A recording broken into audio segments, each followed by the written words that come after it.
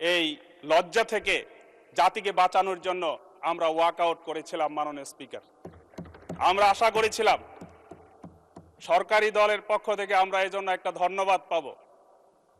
আমি আবার ভয় পাচ্ছি যে এই কথা বলার প্রেক্ষিতে মাননীয় স্বরাষ্ট্রমন্ত্রী মহোদয় বলে ওঠেন কিনা যে এটা তো কোনো সংবিধানে লেখা নেই। মাননীয় স্পিকার, আমি আপনার মাধ্যমে এই জাতিকে অবহিত করতে চাই, এই রাষ্ট্রপতি হচ্ছে ফেসিবাদের সর্বশেষ আশ্রয়স্থল। অতএব আমরা ধন্যবাদ আশা করছি না, বরং আপনার মাধ্যমে সরকারের কাছে আশা করি এই রাষ্ট্রপতিকে যদি ওনারা অভিশংসনের মাধ্যমে হোক, যেভাবে হোক সাংবিধানিক প্রক্রিয়ায় তাকে অব্যাহতি দিয়ে নতুন রাষ্ট্রপতি নির্বাচন করলে জাতি খুশি হবে।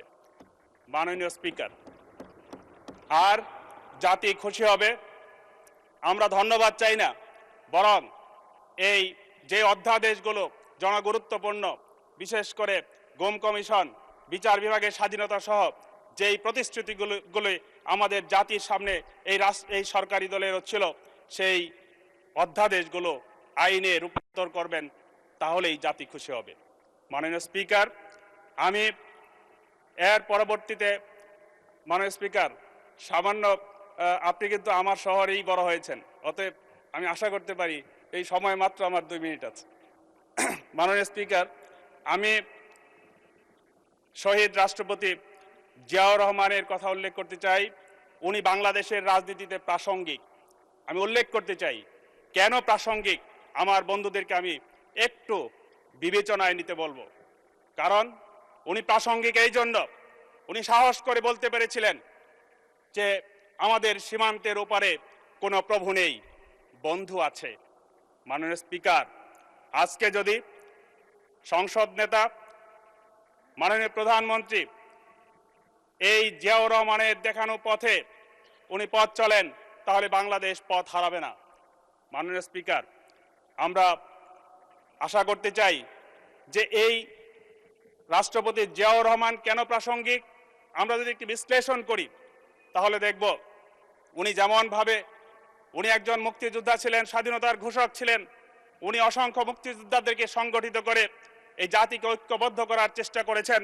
পাশাপাশি বিপরীত দিকও আছে। মাননীয় স্পিকার, এই সংসদের অনেক সম্মানীয় সদস্য আছেন যাদের পূর্বপুরুষ বাবা চাচারা জিয়াউর রহমানের সাথে যুদ্ধ করতে পারেনি। আনফরচুনেটলি এটাই সত্য কথা। যারা ওনার সাথে যুদ্ধ করতে পারেননি তাদেরকেও অ্যাকোমোডেট করে একটি জাতীয় ঐক্য গঠন করেছিলেন। মাননীয় স্পিকার, এই কারণেই জিয়াউর রহমান প্রাসঙ্গিক থাকবে এবং অন্য রাষ্ট্রপতিরা, অন্য প্রধানমন্ত্রীরা এ দেশে প্রাসঙ্গিক হবে না। মাননীয় স্পিকার, একইভাবে বেগম খালেদা জিয়াও প্রাসঙ্গিক, কারণ উনিও এই জাতিকে সাম্রাজ্যবাদের বিরুদ্ধে ঐক্যবদ্ধ করতে পেরেছিলেন।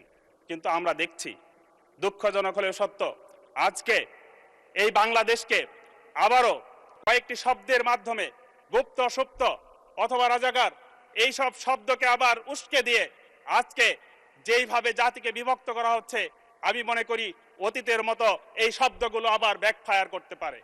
মাননীয় স্পিকার, আমি আপনার মাধ্যমে আমি সরকার দলীয় সদস্য সহ আমি সবার কাছে এই নিবেদন, 2 মিনিট সময় বাড়ানো হলো 2 মিনিটস। Thank you. আমি এই নিবেদন করতে চাই, আসুন আমরা জাতির প্রয়োজনে ঐক্যবদ্ধভাবে এই বাংলাদেশকে গড়ে তোলার চেষ্টা করি। সংসদে আমাদেরকে জনগণ এই জন্যই পাঠিয়েছে। মাননীয় স্পিকার, আমি আমার নির্বাচনী এলাকা ফুলবাড়িয়ার 2-1টি কথা বলেই আমি শেষ করতে চাই। আমার ফুলবাড়িয়া উপজেলায় একটি কলেজ, যেটি ফুলবাড়িয়া ডিগ্রি কলেজ, এটি সরকারিকরণের তালিকায় ছিল 1 নম্বরে এবং 2 নম্বরে ছিল মহিলা কলেজ, এবং তালিকাবিহীন একটি নন এমপিও কলেজকে সরকারিকরণ করা হয়েছে শুধুমাত্র ফজিলাতুন্নেসা মুজিব নামের কারণে। যে কারণে ফুলবাড়িয়ার বিক্ষুব্ধ জনগণ ফুঁসে ওঠে, ছাত্র শিক্ষকরা আন্দোলনে নামে এবং পুলিশের সাথে সংঘর্ষে একজন শিক্ষক প্রাণ হারায় এবং একজন পথচারী প্রাণ হারায়। মাননীয় স্পিকার, আপনার মাধ্যমে আমি শিক্ষামন্ত্রী মহোদয়ের কাছে বিনীত নিবেদন করতে চাই, এই শিক্ষক, শহীদ শিক্ষকের দিকে তাকিয়ে হলে এই ফুলবাড়িয়া কলেজকে সরকারিকরণ করা হোক। মাননীয় স্পিকার, আমি আরেকটি বিষয় উল্লেখ করতে চাই, সেই সাথে সারা বাংলাদেশে এই এমপিওভুক্ত শিক্ষকদের মাত্র বাড়ি ভাড়া 1000। আমি এই জন্য সারা দেশের এমপিওভুক্ত সকল শিক্ষা প্রতিষ্ঠানকে আমি জাতীয়করণের দাবি জানাচ্ছি আপনার মাধ্যমে। মাননীয় স্পিকার, সেই সাথে আমি ময়মনসিংহ, আপনারও শহর, আপনারও বিভাগ, ময়মনসিংহ বিভাগ হচ্ছে সর্বকনিষ্ঠ বিভাগ।